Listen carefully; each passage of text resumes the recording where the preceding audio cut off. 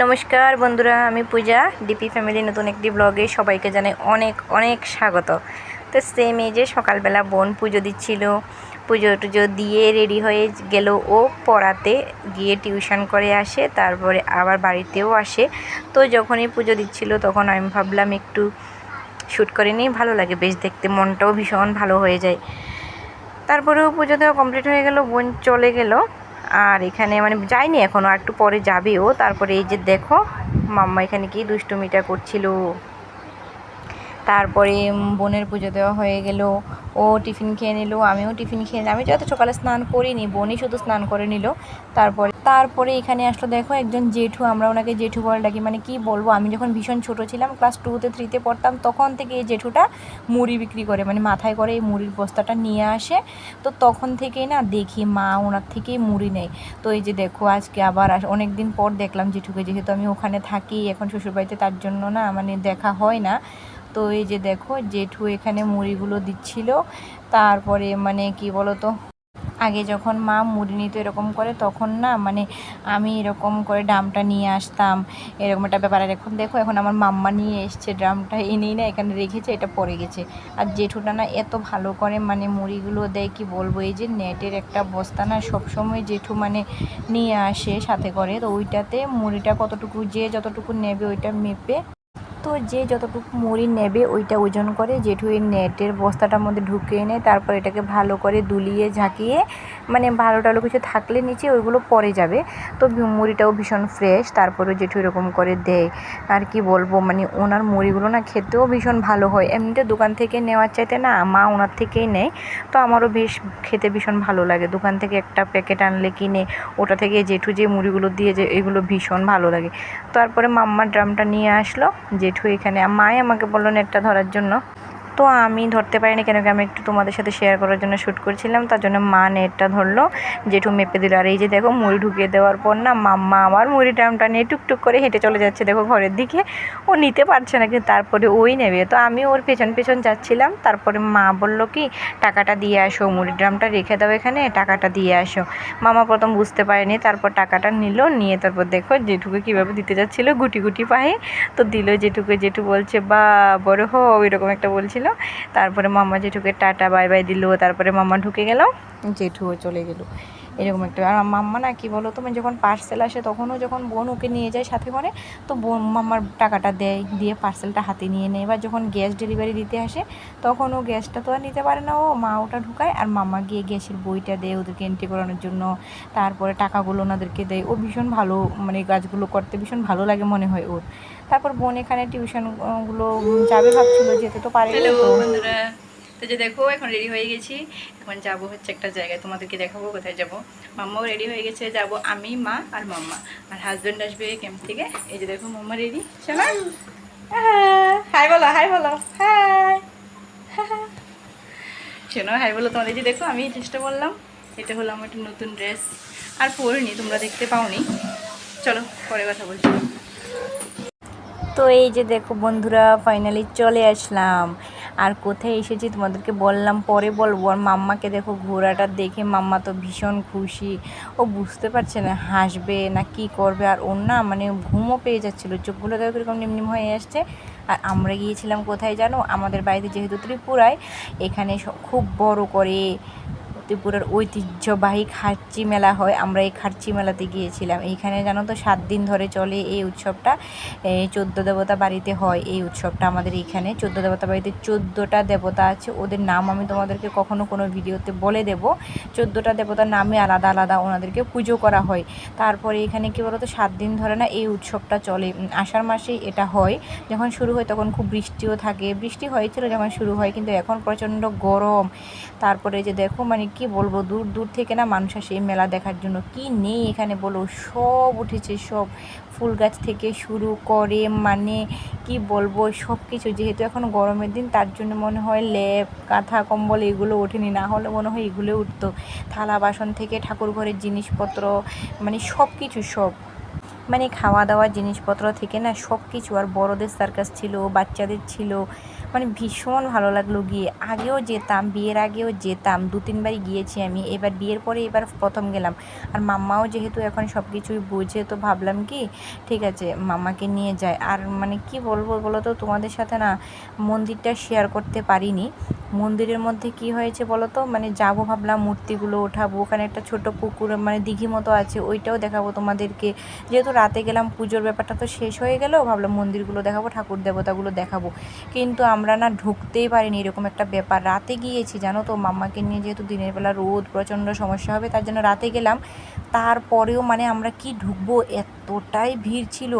যখন না মানে একটা রাস্তার একটা মোড়ে ছিলাম, ওইখান থেকে মন্দিরের লাইনটা পুরোটা দেখা যায়, মানে মন্দিরে যাওয়ার রোডটা পুরোটাই দেখা যায়, সোজা রোডটা।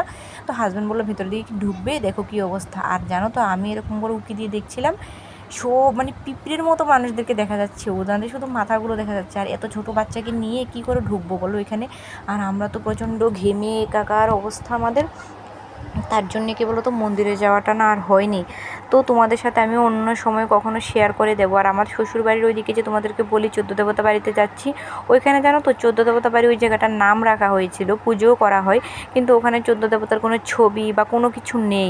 গাছ আছে, বট গাছ, বেল গাছ, এইসব ধরনের গাছগুলো আছে, বা মানুষের বাড়িতে যে পুজো আচ্চাগুলো করে ওইগুলোর মানে কী বলতো মূর্তিগুলো এনে রেখে দেয়, এইসব ব্যাপার। আর এখানে তো পুরো 14 দেবতার বাড়ি, এটাই হলো মেন, মানে ত্রিপুরার 14 দেবতার বাড়ি। এখানে ঐতিহ্যবাহী খার্চি মেলাটা হয়, বছরে একবারই হয়। আর ভীষণ মজা হয়, অনেক দূর দূর থেকে মানুষ আসে এই মেলা দেখার জন্য।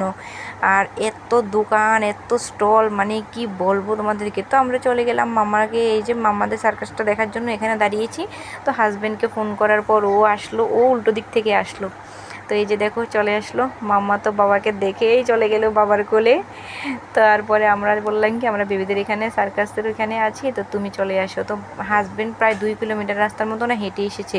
2 কিলোমিটার আগেই না বাইক বলো, স্কুটি বলো, গাড়ি যা কিছু হয় তোমাদেরকে ঢুকাতে দেবে না। 2 থেকে 2.5 কিলোমিটার রাস্তা তোমাদেরকে হেঁটেই যেতে হবে।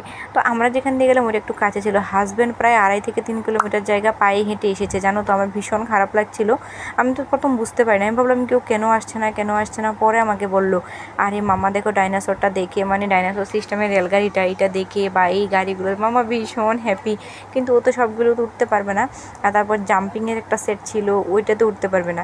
তো হাজব্যান্ড বলল ঠিক আছে আমি নিয়ে উঠছি। তো বক্স অফিসে গেলো, এখান থেকে টিকিট কেটে নিল, নিয়ে তারপর এই যে রেলগাড়িটার মতো ডাইনোসর সিস্টেম এটার মধ্যে উঠলো মাম্মাকে নিয়ে। আর এখানে যাওয়ার পর না মানে একটু বসেছে, তখন পর্যন্ত ঠিক ছিল। মাম্মা বাবা আসার পর এটাই দেখিয়ে দিল যে ও নাকি এখানেই উঠবে। তারপরে দেখো এই যে বাবার সাথে এখানে উঠেছে, উঠে যখন বসেছে তখন পর্যন্ত ভালোই ছিল। যখন চালানো শুরু করে দিল না, তখন ও আর সিটে বসেনি। এই যে হাজব্যান্ড ওকে সিটে বসাচ্ছিল, বললো কি ওখানে বসে থাকবে আমাকে ধরে বাস। কিন্তু আমি যখন দেখলাম তখন দেখলাম কি মাম্মা না সিট থেকে মানে বাবার কোলে উঠে পড়েছে। তো মনে হলো ভীষণ ভয় পাচ্ছে, এরকম একটা ঢুকঢুক ঢুকঢুক একটা সাউন্ড করে এরকম একটা ব্যাপার। তো এইভাবে ও যাচ্ছিল। তারপরে যখন চালানো শুরু করে দিল, আমিও তাকাচ্ছিলাম বাইরে থেকে দেখে দেখে, আর আমি একটু শ্যুট করছিলাম। এখনও চালানো শুরু করেনি, যখন শুরু করে জানো তো মানে অনেকটাক্ষণই ঘুরিয়েছে, প্রায় 4-5 বারের মতোই ঘুরিয়েছে। ওই যে ওই দিক দিয়ে আসছিল, ভালো করে দেখা যাচ্ছিল না। আর সামনেই বক্স অফিসটা ছিল, এটার জন্য ভালো করে দেখা যাচ্ছে না। একটু এই সাইডে দেখা যাচ্ছে, একটু ওই সাইডে দেখা যাচ্ছে, দুটো সাইড দিয়ে একটু একটু করে দেখা যাচ্ছিল শুধু। তো যতটুকু দেখা যায় ততটুকুই আমি শ্যুট করে নিলাম তোমাদেরকে দেখানোর জন্য। তারপরে ওইখান থেকে নামার পর মা বললো কি ঠিক আছে ওইখানে বাবার সাথে চড়ছে তো চড়ুক, আর একটা টিকিট কেটে নিই, ছোটোদের বাচ্চাদের যে গাড়িগুলো হয় ওইটাতে উঠাবো। তো আমি বললাম কি ওটাতে উঠতে তো পারবে না, কেন কি ডাইনোসর সিস্টেম যে রেলগাড়িটা ওইটাতে তো বাবার সাথে উঠেছে। আর যেহেতু গাড়িটা ওইটাতে তো বাবা বা মা কাউকেই বসতে দেবে না, ওইটা ভীষণ ছোটো বাচ্চাদের জন্য। তো মামা যেহেতু এখনও ভালো করে নিজে একটু একটু হাঁটতে পারে, ভালো করে কোনো বসতে পারবে না, কিছু না, কি করবে ওইটাতে উঠে। তো মা বললো কি কিছু হবে না, আমরা 3 জন 3 সাইডে দাঁড়াবো, তুই এক সাইডে দাঁড়াবি, বা মানে আমার হাজব্যান্ড এক সাইডে দাঁড়াবে, মা এক সাইডে দাঁড়াবে, এরকম একটা ব্যাপার। আর এই যে এটা দেখতে পাচ্ছ, এখানেও না মাম্মা উঠতে পারবে না, আর একটু বড় হলে তখন ঠিক হতো। তারপরে মা কী করলো গিয়ে ওইটার জন্য টিকিট কেটে নিল, ওই ছোটো যে গাড়িগুলো হয় না ওই গাড়িগুলোর জন্য টিকিট কেটে নিল। মা বললো কি যখন এখান থেকে নামবে দিদিভাই তখন ওইটাতে উঠিয়ে দেবো। তো এই যে চড়া শেষ হয়ে গেল রেলগাড়ি। তো মাম্মাকে নিয়ে হাজব্যান্ড চলে আসছে। আর এই যে সাথে দেখতে পাচ্ছ জাম্পিং পয়েন্টটা, এটাতেও দুটো বাচ্চা উঠে কিছুক্ষণ লাফাচ্ছিল। তো এখন ওরা বেরিয়ে গেছে, আর মাম্মা তো এটাতেও পারবে না। আর কি বলো তো, এই যে বাচ্চাদের যে সার্কাসগুলো ছিল না, মানে এইখানটাতে না খুব কমই ভিড় হয়েছিল, ভিতরে আরেকটা ছিল, ওটাতে প্রচণ্ড ভিড়। আমরা ভাবলাম কি মামা বসতে পারবে না। আর এই যে দেখেছো ওই বেবিটার সাথে ছিল, ওকে বললাম কি একটু বসাবে ছোটো বোনুকে, তো ও বললো কি হ্যাঁ। তারপর ওর সাইডে বসিয়ে দিলাম। আর মাম্মাও দেখো কি সুন্দর বসে আছে, ওই ছেলেটাও খুব সুন্দর করে বসে আছে। তো আমার আর মার ইচ্ছে ছিল রেড কালারের গাড়িটা না হয় পিঙ্ক কালারের গাড়িটাতে বসাবো। তো এগুলো তো পুরো খালি ছিল, এটাতে কেউ ছিল না। তো যেহেতু মামা ভীষণ ছোট, একা বসতে পারবে না, তার জন্য ওদের সাথে বসিয়ে দেওয়া হয়েছে, ওই বাচ্চাটার সাথে। তো ওই যে দেখো মা ওই সাইডে গিয়ে দাঁড়িয়ে আছে আর বারবার ডাকছে দিদিভাই দিদিভাই বলে। আর এখানে হাজব্যান্ড দাঁড়িয়েছে, আর সাথে আমিও দাঁড়িয়েছিলাম। আমরা যেটা ভাবলাম যে মাম্মা বোধহয় চড়তে পারবে না বা ও ভীষণ ভয় পাবে, এটা তো পুরো উল্টো হয়ে গেল। মেয়ে বসলো এটাতে, মেয়ে নামার কোনো নাম নেই, ও নামবেই না এখান থেকে। আর যিনি চালাচ্ছিলেন ওনাদেরকে, এই যে দেখো নামবে না, যিনি চালাচ্ছিলেন ওনাকে হাজব্যান্ডও বললো, আমিও বললাম, মাও বললো, সবাই বললো কি একটু আস্তে আস্তে করে চালাবেন, ও যেহেতু ভীষণ ছোট তার বসেছে সাইডে, তার জন্য হাজব্যান্ড এটাকে ধরিয়ে দিল। আর বেশি বাচ্চাটা ছিল না, 2-4 জন বাচ্চা ছিল, তো ওদেরকে নিয়েই চলে যাচ্ছিলো, এরকম একটা ব্যাপার। তো বেশি বাচ্চা থাকলে বা একটু বড় থাকলে তখন ওটা জোরে জোরে দোলানো যায় বা কিছু একটা ব্যাপার। কিন্তু এখানে তো মামা ভীষণ ছোট আর বাচ্চাও ছিল না বেশি, 4-5 জনের মতো ছিল। তো একটু রিকোয়েস্ট করে বললাম কি একটু আস্তে চালালে ভালো হবে। তো উনি ভীষণ আস্তে আস্তে চালাচ্ছিলেন, যার জন্য মামা বসে আছে। হাজব্যান্ড ওকে বারবার বলছিল বাবা হয়েছে আসো আসো, কিন্তু না মেয়ে তো আসবে না। ও তো ভীষণ খুশি, ও মানে বাবা মা টেনশন করছে মেয়ে বসতে পারবে কিনা, কিন্তু মেয়ে তো বিন্দাস চড়ছে গাড়িতে। এই যে দেখো ও আমাদের দিকে তাকাচ্ছিলই না, ও পেছন দিকে তাকাচ্ছে, সাইডের দিকে তাকাচ্ছে। আমরা যখন গিয়েছিলাম না একটু পরেই মাম্মার ঘুম চলে এসেছিলো। তো আমি হাজব্যান্ডের সাথে ভীষণ রেগে গিয়েছিলাম যে তুমি এখনও আসছো না, মাম্মা ঘুমিয়ে পড়ছে, এরকম একটা ব্যাপার। একটু মানে টাইম স্পেন্ড করতে পারে না ওরা। হাজব্যান্ড যেহেতু কাজে ভীষণ ব্যস্ত, এবার তো একবারও বাড়িতে আসতে পারেনি। এখানে হাজব্যান্ড ক্যাম্প থেকে বেরিয়ে বেরিয়ে দেখা করছিল, এরকম একটা ব্যাপার। তো না মাম্মা তো ঘুমায়নি, আর যিনি চালাচ্ছিলেন উনিও বললেন আসো আসো, না ও আসবে না। হাজব্যান্ড বলছিল কি মাথা টাথা ঘোরাবে নাকি ছোটো বেবি, তার জন্য লাস্টেও নিয়েই নিল। তো আমরা ওখান থেকে বেরিয়ে পড়লাম। আর যা যা কিছু ছিল ওইখানে তো মাম্মা উঠতে পারবে না, ওগুলোতে মাম্মা চড়তে পারবে না। তারপরে এই যে দেখো ভাবলাম মন্দিরে যাবো। আর এইটা দেখতে পাচ্ছি এই সার্কাসটা, এইটা হলো বড়দের। তো বড়দের ওটাতে আমি যাইনি, মাম্মা ওখানে ছোটোদেরও ছিল। তো মাম্মা গেলে আবার ভীষণ এটাতে ওঠার জন্য বলবে, তার জন্য আর যাইনি। তো এখানেই ঘুরছিলাম। তারপরে মাম্মাকে একটা ঘড়ি কিনে দিল হাজব্যান্ড। তারপরে যে দেখো মানে কি বলবো, মানুষের ভিড়, একটা কিছু পড়ে গেলে তোমরা উঠিয়েই নিতে পারবে না, এরকম একটা ব্যাপার। মাকে বললাম ব্যাগটা শক্ত করে ধরো, মা ধরলো, আমি ধরলাম, সবাই মিলে ধরে নিলাম ভালো করে। যার যার জিনিসপত্র সব কিছু বারবার না মাইক দিয়ে অ্যানাউন্স করছিল যে কী বলো তো, যার যার পার্স জিনিসপত্রগুলো সব কিছু সামলে সামলে রাখতে। আর বেশ কিছু মানুষের না মানে কী বলতো ওয়ালেট, মানিব্যাগ বলো, পার্স বলো, এই সবগুলো না হারিয়ে হারিয়ে যাচ্ছিলো। ওরা বারবার মাইক দিয়ে অ্যানাউন্স করে বলছিল বেশ কিছু টাকা সহ নাকি বারবার হারানো যাচ্ছিলো। তো যা যা দোকানপত্র বসেছিল মানে ওইগুলো তো কী বলো তো, মানে আমি না 10 ভাগের মধ্যে বলতে পারো 3 ভাগও উঠাইনি ভালো করে তোমাদের জন্য। মাম্মা একবার হাজব্যান্ডে কোলে যাচ্ছিলো, একবার আমার, মানে এরকম একটা ব্যাপার। আর ভীষণ ভিড়, কি বলবো, এ ধাক্কা দিচ্ছে এদিকে, ও ধাক্কা দিচ্ছে ওইদিকে। আর প্রচণ্ড গরম, তো গরমে কী বলো তো, যেখানে মানুষ বেশি থাকে না ওইখানে আরও বেশি গরম লাগে, এরকম একটা ব্যাপার। তো কী করে বলো মানে সব কিছু ওঠাবো। তো যখন দাঁড়ালাম ওখান থেকে না এতটাই মানে মানুষ, এত বেশি ভিড়, প্রচণ্ড বেশি। হাজব্যান্ডের অবস্থা দেখো ঘেমে চেমে একাকার হয়ে গেছে। আর মাম্মা শুধু বেলুন দেখে, শুধু বেলুন বেলুন এরকম করছে, ও নাকি বেলুন নেবে। তো আমাদের গরমে প্রচণ্ড অবস্থা খারাপ হয়ে গিয়েছিলো, তার জন্য আর আসার সময় তোমাদের সাথে কোনো কিছুই শ্যুট করতে পারিনি, দেখাতে পারিনি তোমাদেরকে। মাম্মাকে নিয়ে দিল হাজব্যান্ড একটা গ্লাস, সানগ্লাস নিয়ে দিল, একটা ঘড়ি নিয়ে দিল, এরকম টুকিটাকি জিনিসগুলো নিয়েছি। কী কী নিয়েছি পরের ব্লগে তোমাদেরকে দেখিয়ে দেবো, বেশি কিছু নিইনি। চলো আজকের মতো ব্লগটা আমি এখানে শেষ করছি। ভালো লাগে লাইক কমেন্ট শেয়ার করে পাশে থেকো। টাটা, সবাই ভালো থেকো, সুস্থ থেকো।